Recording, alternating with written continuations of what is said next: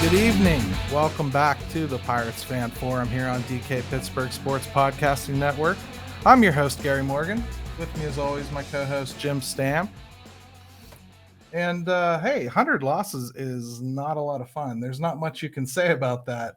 So I don't want to waste a whole bunch of time giving you my opinion on how bad that stinks. I figure we'll cover that as we go. And just to make sure that the point gets driven home, I have a very special guest with us today, and he's somebody that's just been around writing for a long time. And I know that people will say, I've been reading this guy forever. I've literally been reading this guy forever. He used to write for the Pittsburgh Press, and some of you might not even remember that. I mean, sadly enough. So he covered some bad teams himself, and we're going to ask him to call back on that a little bit. He's moved on since then to Memphis, and now he's the Big Ten Network and the Sporting News for 20-some years. I mean, Mike DeCourcy, what more can you say? I mean, and he's a local guy. So say hello, sir. Good afternoon, gentlemen. How are you? Wonderful. Doing great. And I'd be remiss if I didn't say hi personally from DK. He warned me I had to. So. Oh, well, it's always great to hear from him. Absolutely. Did you guys cross paths at work or at Point Park? Or you want to know what's funny? This is true. Although he and I have exchanged a lot of text DMs and all that sort of thing, when I was getting done in Pittsburgh, so to speak, DK was just getting started.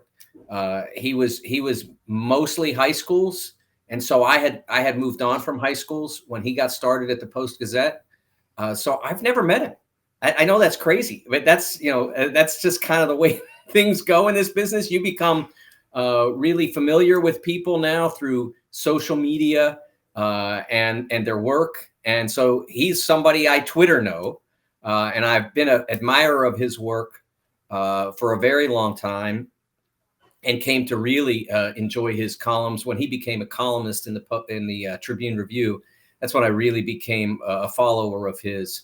And then because of that, and when he in 2014 started DK Pittsburgh Sports, I was among the first people to sign up because I did not want to lose the opportunity to read his opinion on Pittsburgh sports. I think he does a tremendous job.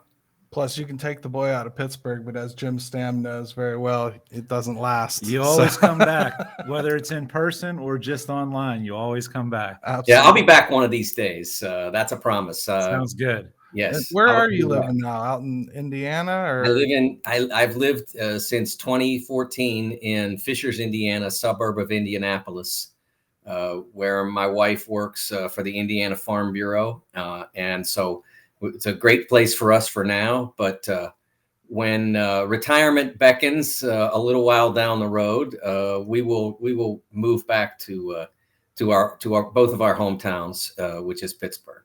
Well, let's hope it's way down the road, because I don't know how I'll get through a March Madness without you, man. So, I figured what we would start with here is calling back on a little bit of your experience when you're in Pittsburgh, back in the 80s into the early 90s, because you've kind of seen the full arc of the Pirates dismantling and rebuilding. And it was a completely different environment. Baseball was a completely different animal back then. I think a lot of people don't realize that in that early 90s team, the Pirates had the top payroll in baseball. That's something that you just can't say now. I mean, and we're going to definitely get into why that is. But just from your perspective back then, 83 was awful. 84 was worse. How did that feel at the time? I mean, you had to feel like there was more hope than a lot of fans do today, right? I mean, yeah, I think to an extent. I think the hope began when Barry Bonds came into town. When he was drafted, hey, Bobby Bonds' kid, that seemed cool, but right. Nobody knew. I mean, if anybody knew, he wouldn't have been the sixth player, I think, chosen in his year.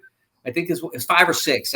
So, I mean, if anybody knew what he was going to become. But then when he came to Pittsburgh, he was an instant sensation. And I give the people who covered the team, Bob Herzl for the press at the time, Paul Meyer for the Post-Gazette, they saw it. Be honest with you, as someone who didn't, who wasn't paying as much attention as when they were losing 105 games. Right. I didn't get how talented he was, but they made sure that everybody understood this was a special player. And so once he came into the big club, it started to become apparent that things could get better. And Sid Thrift did such a terrific job making trades and building a roster. And so by the time you got to 88, 89, then you knew that it was going to get good. Now, as good as it got for 90, 91, 92, I'm not sure any of us really knew that it was going to be that good. Once you got into it, you could tell they were special. It was a shame that in none of those 3 years they were quite able to break all the way through and get to the series. And it was especially a shame because 92, we all knew. I don't remember the exact year that the Yankees signed their television contract with whatever cable network as it was. I think it was Time Warner at the time, before they started the Yes Network. They signed a cable contract that was going to pay them, I believe this is the number now, $50 million a year. Now, that was a huge number then. But it was so far in advance of what everybody else was getting that you knew that the game had changed. Right. And the Pirates were not going to be able to compete at that level. So that's kind of where we wanted to go with this conversation a little bit was, and Jim, I know you were interested in bringing up about Cincinnati because, Mike's talked about Cincinnati Reds before too. How do you feel about the Reds situation in comparison to the Pirates? Yeah, and let me just say this. I think that's maybe a little bit what we just talked about with the Pirates at that time, that maybe people today that aren't old enough to remember it don't fully understand, is that we knew that it was coming to an end. And that's what killed us so badly about it, was that we knew there was this monumental shift within the game and that the Pirates were not going to be able to keep these guys. And it was really that last chance to do it. And massive changes were coming. So, that was really, I think, the dagger for people of that time frame in Pittsburgh Pirates fandom, Absolutely. Yeah. But yeah, as far as, Mike, I was curious to know, you've seen what the Pirates, let's jump forward to now. You've seen what the Pirates are doing, obviously, and it's the slow and steady approach. And then you also see what a team like the Reds are doing and how they've tried to go about it the last 3, 4, 5, 6 years.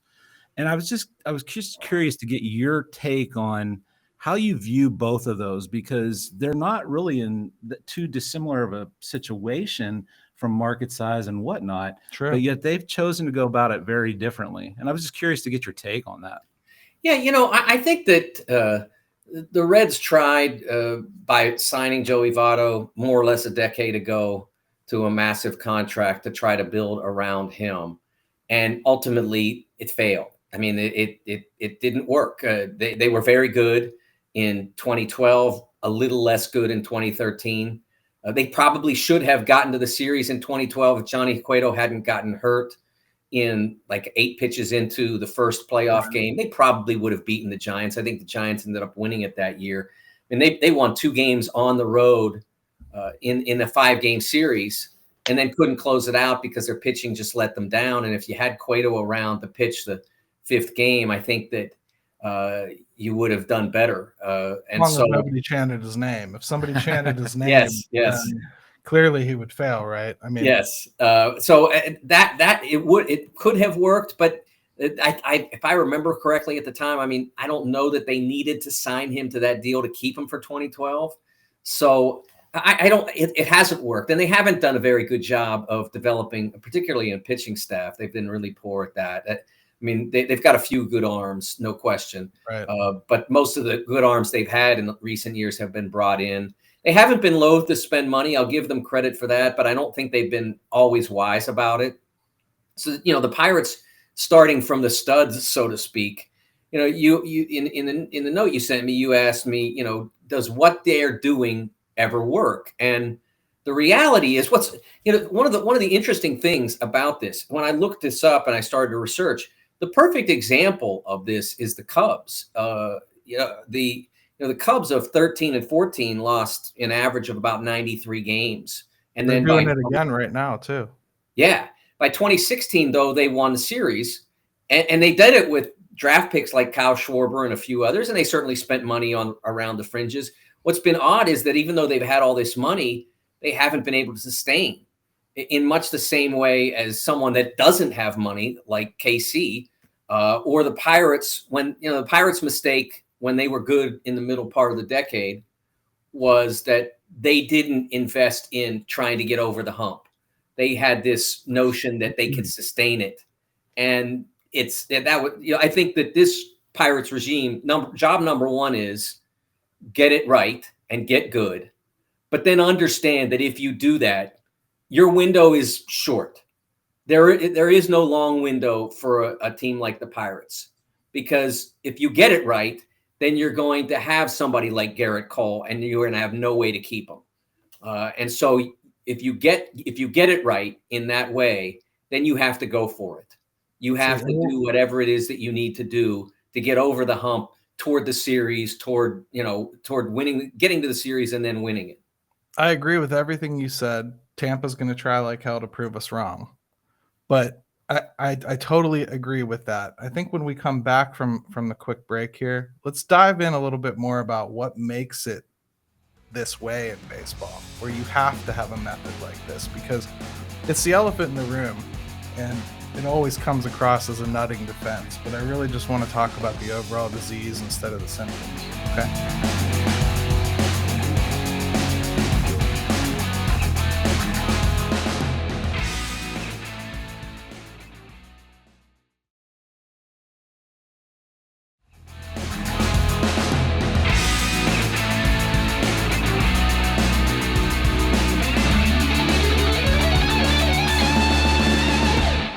And welcome back to the Pirates Fan Forum here on DK Pittsburgh Sports Podcasting Network.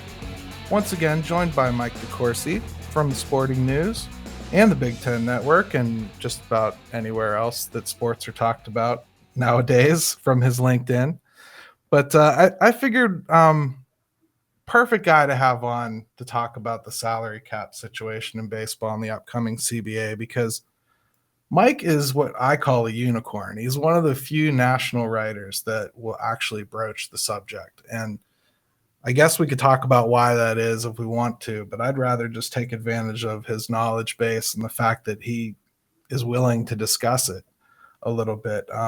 Yeah, we don't want to get him in trouble, so we'll just stick to the facts. And it's one thing for two guys to sit in a recording studio and talk about the need for salary cap. But I understand, even to our audience, a lot of the time that can come across as some kind of a defense of Bob Nutting, or trying to make excuses for why he doesn't do more. I just don't think that's enough of the story. It's part of the story. Certainly. The whole story is that Major League Baseball is broken. They refuse to look around at all the other leagues that are thriving with the salary cap system, where every market is fully vested. And they'd rather point to Tampa Bay, as we were just talking about before we went into the break, as an example of being able to do it. And they can do it. But that market doesn't care about their players. They don't show up. And if you trade Blake Snell after he is arguably the best player in the World Series the year before, not too many people are batting an eye that aren't in the national media, calling them cheap. So, I mean, Mike, the CBA is coming up. I don't have a lot of hope that things are going to get done, but it's needed in this game desperately, isn't it? I think the game is, declining. I hate to use the word dying, because it's not dying. It's robust. They make a lot of money, but it's declining in terms of audience appeal for the lack of the salary cap. And I watch baseball during the regular season, but I don't watch as much of the postseason, because I know that the teams I follow don't have a fair chance. Right. What's most misunderstood about the salary cap in conversation? First of all, I have people, when I talk about this, say, no, they need a floor. There is no cap without a floor. It's like there's no, you can't have a fingernail without a finger. They go together. Mike, thank you for saving us on our comments section, because if you didn't say that, or one of us didn't, that's what it would be. So thank you. Yeah. So it would be both of those, as well as revenue sharing. That's the other component. They all go together. What you end up with in that system is it becomes a contest of baseball skill, the skill of the general manager, the skill of the salary cap guy, the skill of the manager and his coaching staff, and then the skill of the players. In baseball, it really comes down to the Dodgers and the Yankees and the Red Sox, and the inordinate sums of money they bring in from their local TV deals and barely share. And so they're able to spend as much money as they want on a player like Garrett Cole or Mookie Betts. No one else has a chance. Now comes the part that everyone loves to throw back in your face. Well, the Yankees aren't going to win the World Series this year. They just got eliminated, right? And just because you have the most money doesn't mean you can't be bad at it. Yeah, the Dodgers have only won one in 25 years, right? So we shouldn't be complaining at all about this, right? But it still comes from that group. I mean, if you look back, I did this earlier this week. The last 5 World Series champions are markets 2, 4, 5, 8, 9, 10, I think. Right. And there aren't any Green Bays winning the World Series, or Indianapolis's, or New Orleans, or Pittsburgh's to bring it home. That's not happening because it's so tilted. And the thing about this that I think is most misunderstood, guys, is that baseball players generally would do better under a cap system. Yes. They will make more money because their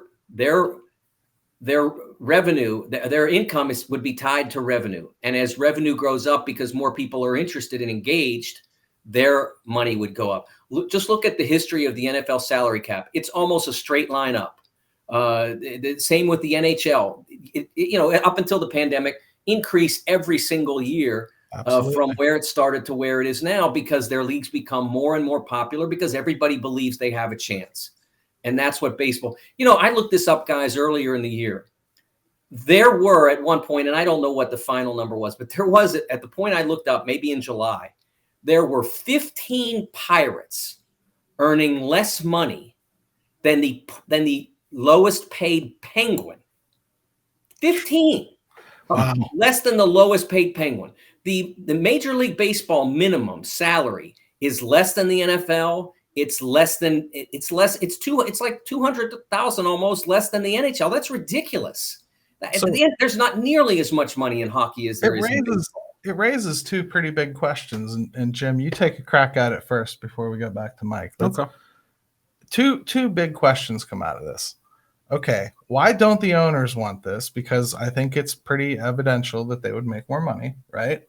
So it smells to me like they don't want to show the players how much they're making to begin with, because you'd have to do that for aggressive revenue sharing, and you'd have to do that for splitting the pie purposes, right? Right. So there's that aspect of it. And the players I can't figure out for the life of me, because it's 99% of them protecting 1%.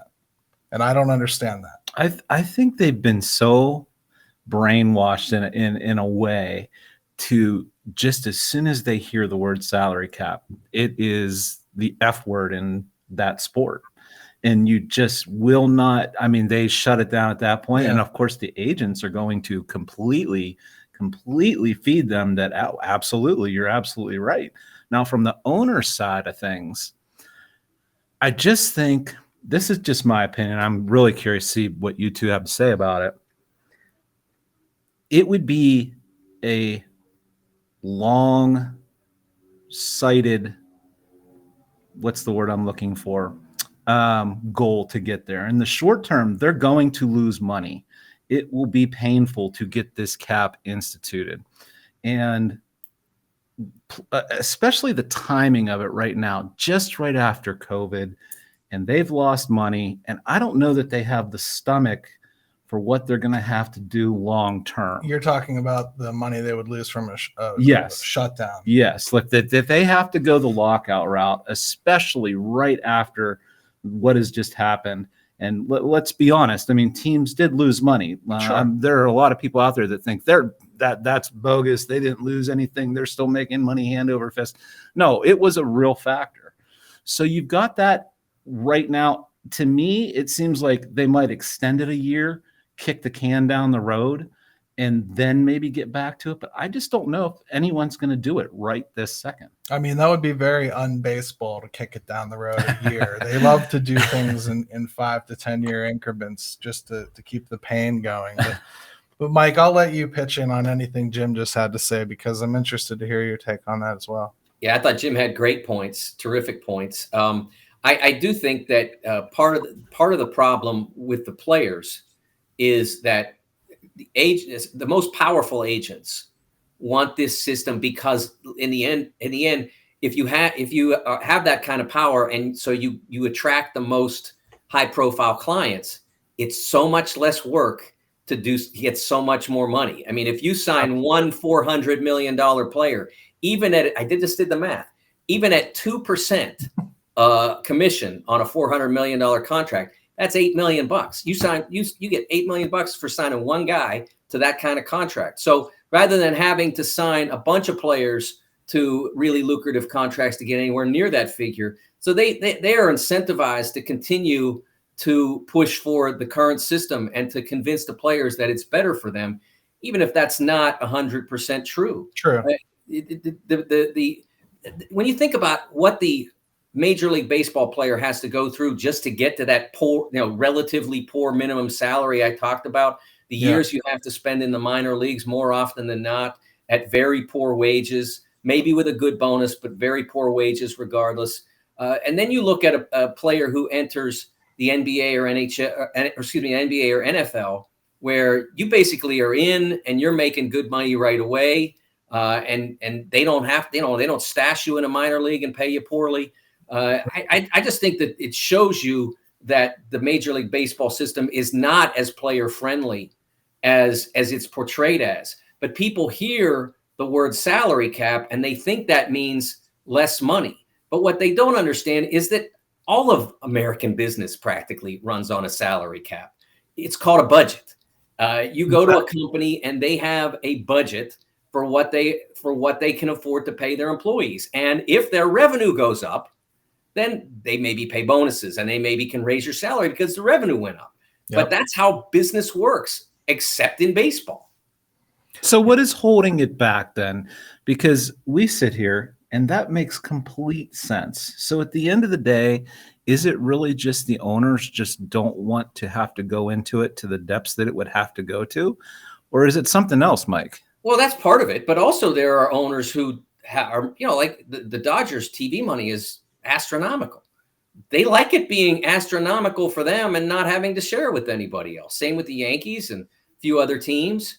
They don't want to have to share. It would take action, and solidarity among teams like the Reds and the Pirates and the Royals and some others in order to get that and so they never are able to really get it settled among themselves. You go back to 94, that was really the window. I mean, right. It may have been a little early in the salary cap world, but that was really a big window for them to get it done because you could see the game going in this direction after the Yankees signed that TV deal I mentioned at the start. It hadn't punched the league in the face yet, though. So there weren't a whole lot of people that really understood what was coming.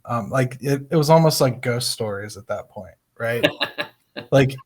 Somebody's telling you, oh, it's going to be terrible if this happens. Oh, we really better be careful. But until you actually see it happen, it's very difficult to embrace it.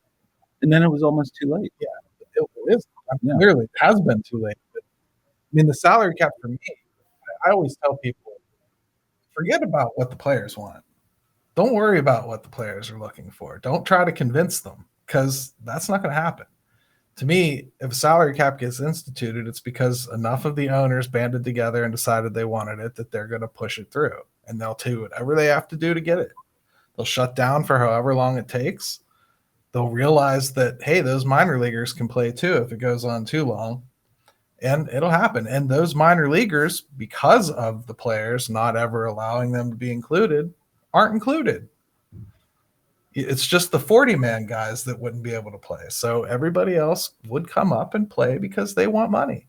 And after 2 or 3 years, the league would reset itself. There'd be new Bryce Harpers. There'd be new Garrett Coles. There'd be new stars because it would be recreated from the ashes. If you really want to go nuclear, it's all on the owners. That's the pain that the NHL went through. Absolutely. And look at how it's paid off. The league has grown so much that ESPN actually wants it back. Yep. I mean, how many people really sit here and truly realize there would be no Sidney Crosby spending his entire career in Pittsburgh? There would be no Evgeny Malkin spending his entire career in Pittsburgh. There would be no Chris Letang. Fleury would have been gone years before he was gone. That's the reality of a market like this competing with the New Yorks of the world, which, by the way, when the NHL did it, was the target. New York Rangers and Toronto Maple Leafs were dominating payroll. Yeah, and speaking of payroll, Mike, you got me going down this rabbit hole when you did tweet out about the market sizes in comparison to, the winning. And last night, I just started out of curiosity. Beginning of the year, April, March, 8 of the top 15 teams, baseball-wise, salary-wise, spending, made the playoffs. 15 teams. The Dodgers outspend 15 teams by twice the payroll. Man. I mean, how does a league keep any type of interest in it when we're to this point? I mean, that is stunning to me. All I can say is the Globetrotters are still touring. But I think we touched on youth baseball a little bit, and that's what I want to get back into when we come back from the next break, because I do think the salary cap has a few implications on that as well. Like you were talking about the minor league pay. I think we're going to touch on that a little bit as we get into it a little further.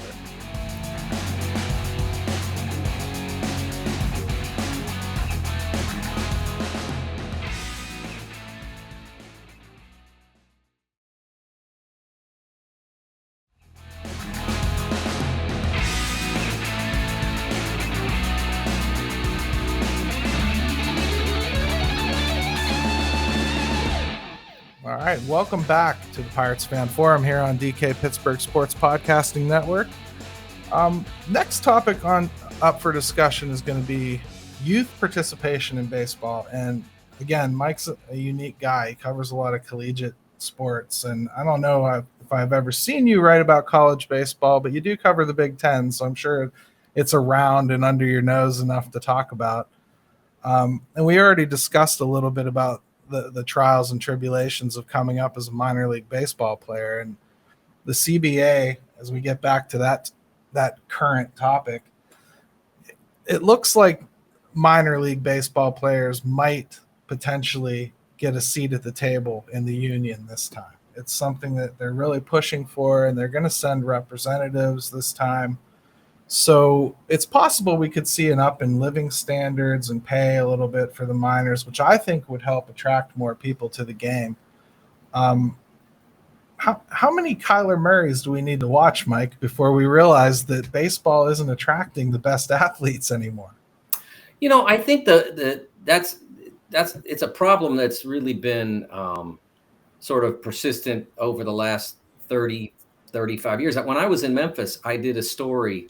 I think that was very early in the lifespan of the RBI program, Return Baseball to the Inner Cities. And I'm sure there have been some success stories that have come out of that program, but I don't think that it has revolutionized the appreciation of the game, in various city environments. I think that it's still a problem. And I think this goes back to an extent to the fact that in a lot of cities, baseball their teams don't have a chance, so they don't think about it. I think it's much more complicated than that. But I think that's a part of it. I think also it comes down to space and cultural preferences and community preferences and those sorts of things. But it certainly remains an issue here in the U.S. it's not a high priority sport for for as many young people. Hey, when I was a kid, it was the only organized sport. I mean, there were the Little Tigers in McKeesport, and that was the only like football team that we knew of. And then everybody else just played Little League baseball and Pony League and all that. And I don't think that now with soccer, summer basketball, my nephew has never been interested in baseball for a minute. He's played hockey his entire life.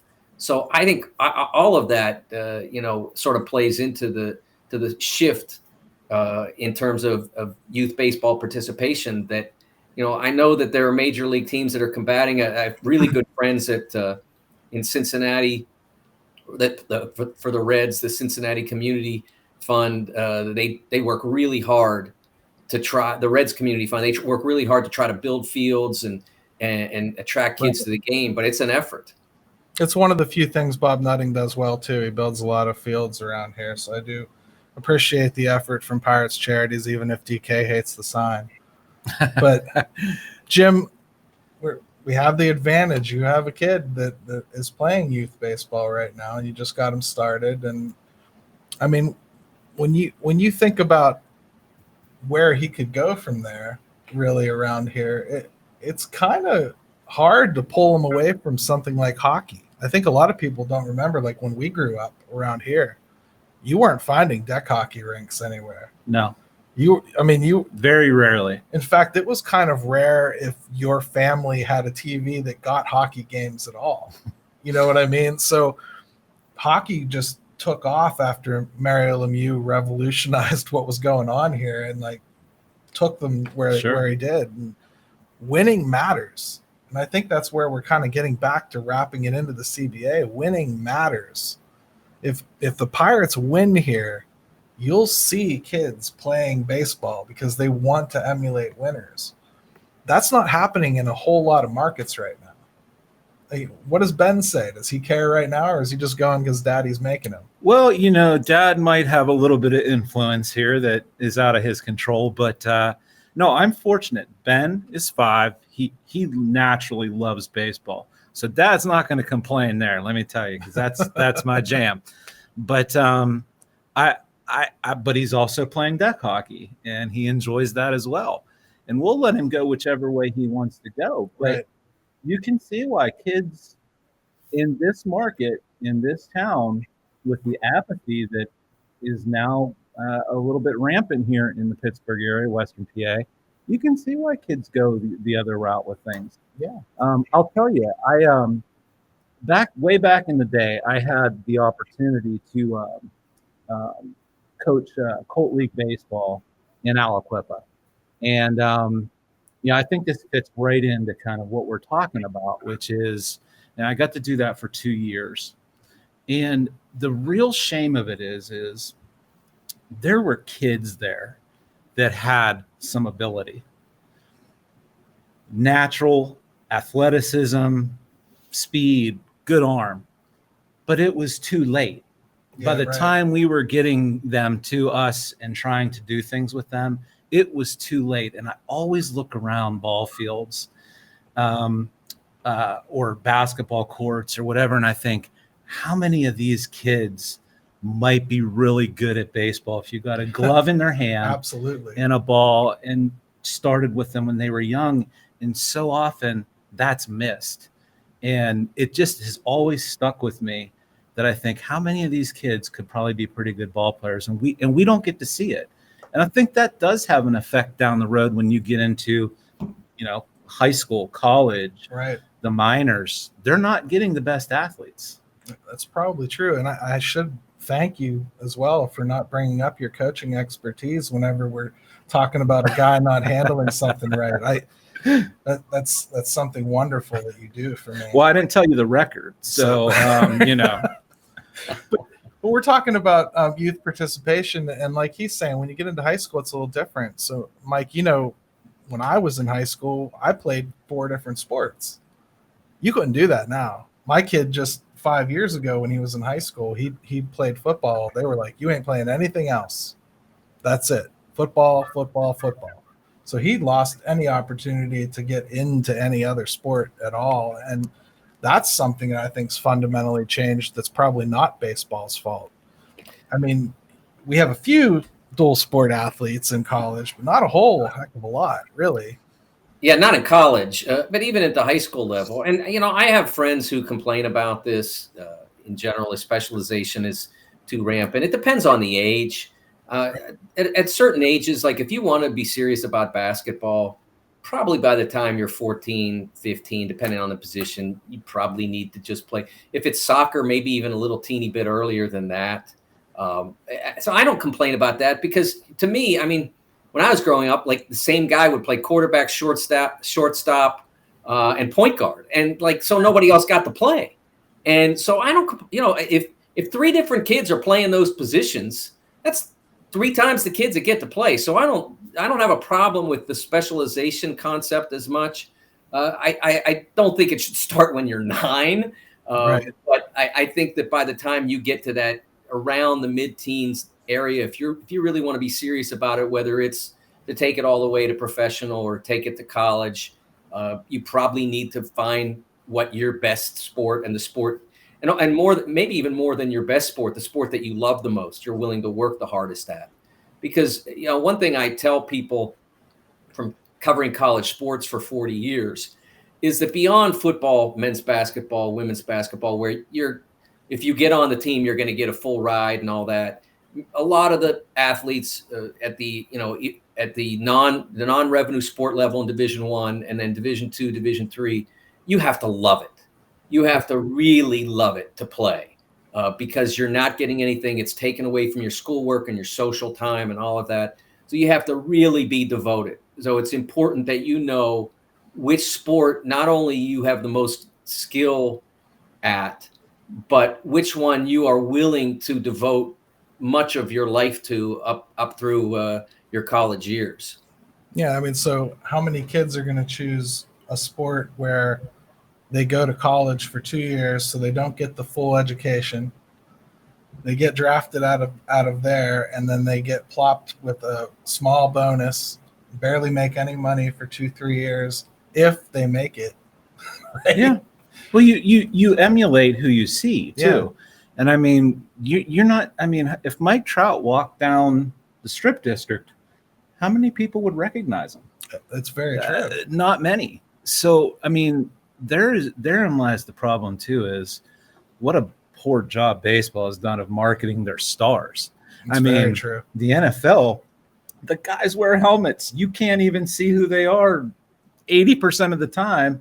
Everybody knows who they are. Even that goes back to money, because they market the stars in the markets that they think it'll play in, right?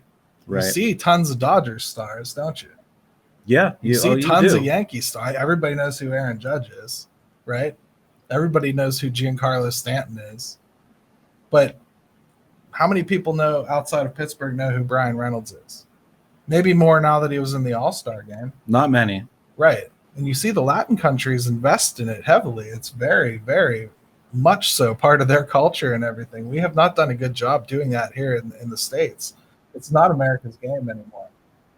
No, I think it was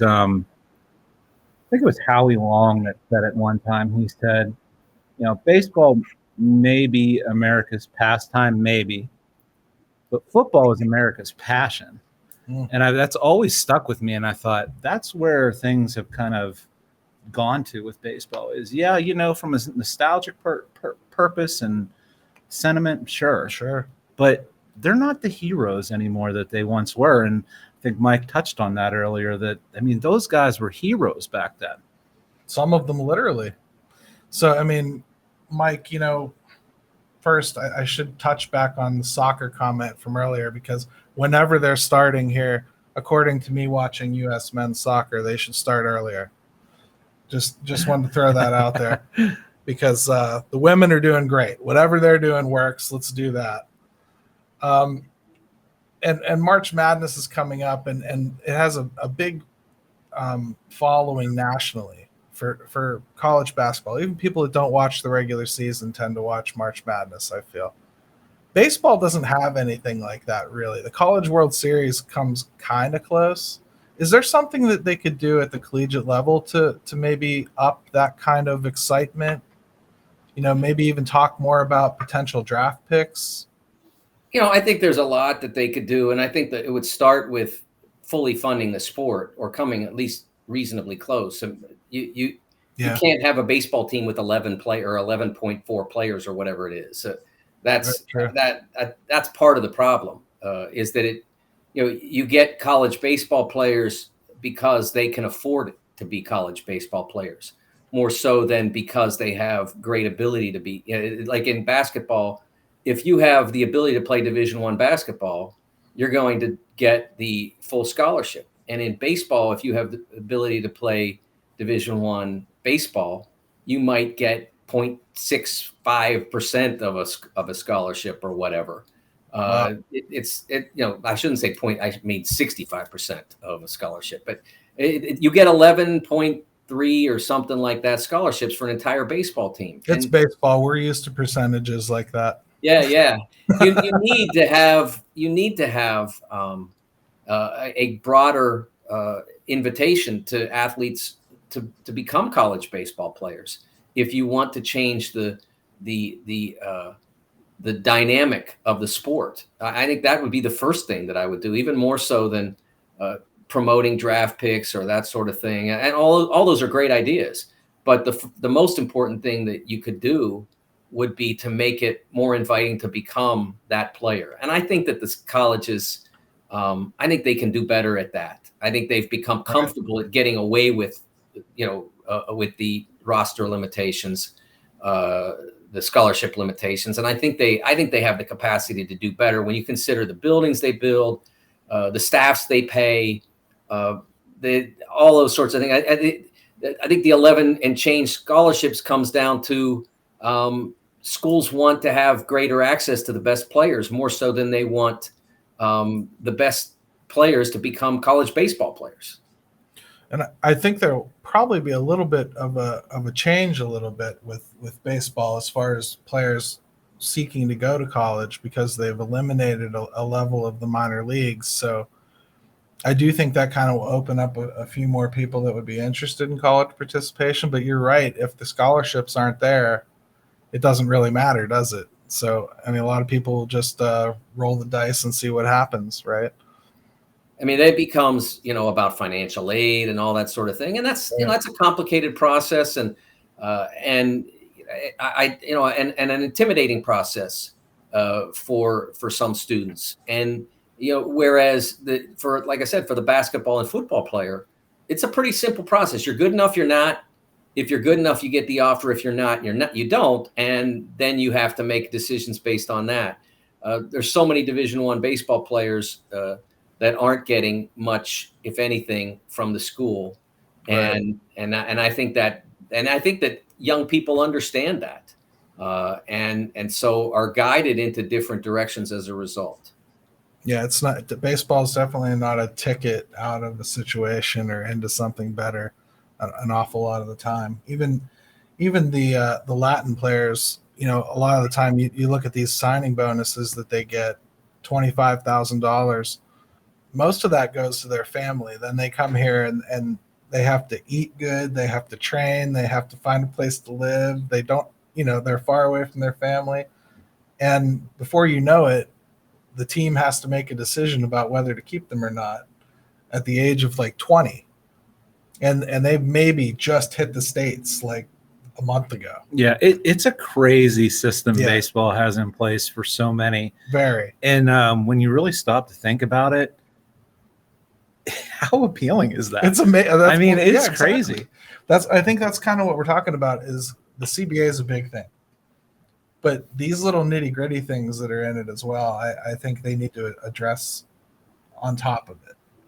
The CBA is the overriding thing, but like I said, there's an awful lot of symptoms to that disease. So that's really what I wanted to talk about today, and I feel like we hammered the CBA really, really well with help of an expert here. So I appreciate you joining us, Mike, and please do follow him on Twitter at TSN Mike. You just might find out that he still loves to cover Pittsburgh teams, and even though he writes about many other things, open your mind and read it, because even if it's not a sport you're interested in, he has a way of making you interested in it. I really mean that. So I also say don't meet your heroes. And sir, thanks, guys. It was a pleasure. Great spending time with you. Yeah, I really appreciate it. And I give Mike a lot of credit too on Twitter. Sometimes